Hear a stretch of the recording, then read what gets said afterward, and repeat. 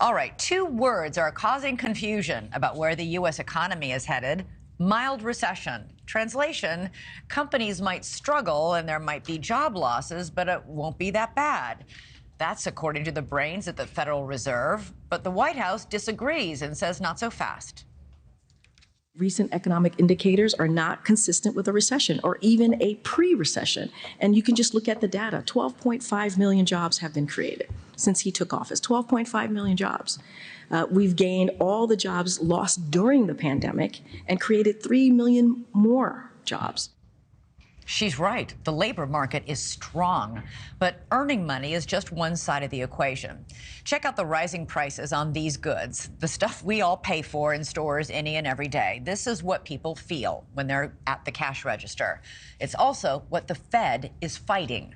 I want to bring in NewsNation business contributor Lydia Moynihan. So the debate here is about several things, but it feels like the Fed has been trying for a long time to bring prices down, to bring inflation down. It's slowing, but it's not there yet. I think it's important to note when we talk about inflation and it easing, we're not actually saying that prices are getting cheaper or that when you go to the grocery store, you're spending less money. We're just talking about the fact that the rate at which everything is increasing isn't quite as fast. But that would be like being on the freeway driving 100 miles an hour, you slow down to 80, and then suddenly start talking about how slow you're going. Well, no, you're still going 80 miles an hour. Right. It's just a bit of easing from where we were before. So people are still paying, in some cases, 10, 15, 20% more than they were last year at this time for the same amount of goods.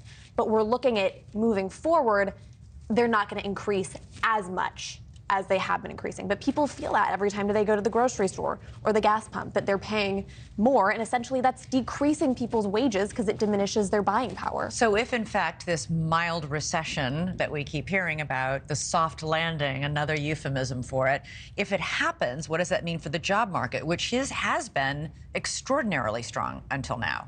One of the issues is a strong job market actually can create more inflation. So one of the problems we've been seeing is that there's essentially 2 jobs for every 1 person that's looking to get a job.